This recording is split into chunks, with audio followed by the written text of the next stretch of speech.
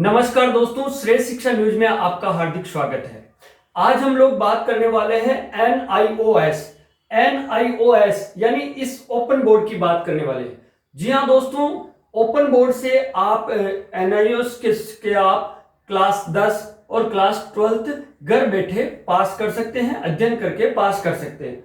दोस्तों, इसके लिए आपको क्या क्या आवश्यक जानकारी रखनी है कि सबसे पहले अगर आपकी न्यूनतम उम्र यानी 14 साल तक है, यानी ये जो 14 साल लिखा हुआ है, तो अगर आपकी 14 साल न्यूनतम उम्र है तो आप 10वीं क्लास में प्रवेश ले सकते हैं।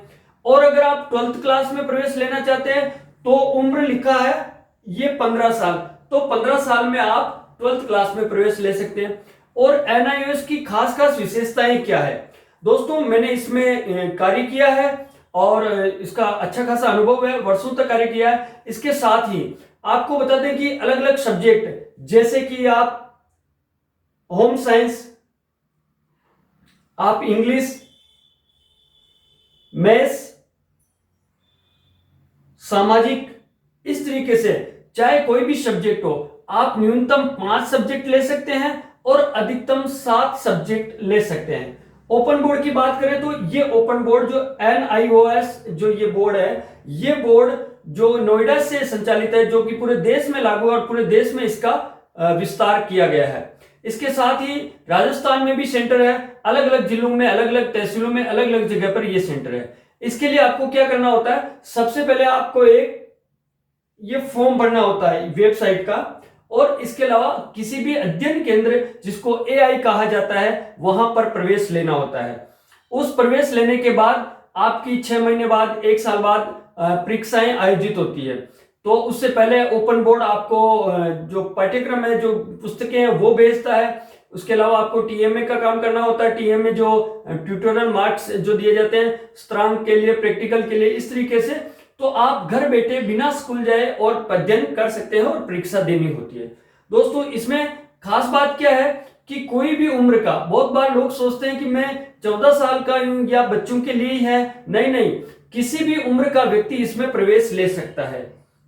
उसके न्यूनतम क्या पैरामीटर्स, 5वीं पास होना चाहिए, 8वीं पास, 7वीं पास, फेल, और उसकी मार्कशीट और टीसी, तो वो क्लास 10 में, इस क्लास 10 में प्रवेश के लिए योग्य हो जाता है। उसी प्रकार क्लास 12 की बात करें तो मान लीजिए आपने पहले अध्ययन कर लिया, लेकिन आप अगर साइंस स्ट्रीम से फिर से करना चाहते हैं, आपको अन्य कोई डिग्री चाहिए तो जिसमें साइंस स्ट्रीम है, तो उसके लिए भी आप एनआईओएस बोर्ड के 12th क्लास में आप एडमिशन ले सकते हैं। फिर बात करते हैं इसमें एक जो चीज खास, वो सबसे बड़ी चीज है कि मान लीजिए आप राजस्थान बोर्ड से फेलियर है या एनआईओएस से या अन्य बोर्ड से किसी से फेलियर है, तो वहां से कुछ सब्जेक्ट में पास है तो उनके लिए आता है टीओसी। ये जो टीओसी है, टीओसी ट्रांसफर ऑफ क्रेडिट, यानी जो आपके जो सब्जेक्ट है उनको टीओसी मिल जाती है, तो 2 सब्जेक्ट की आप टीओसी ले सकते हैं, तो उनकी परीक्षा नहीं देनी होती है।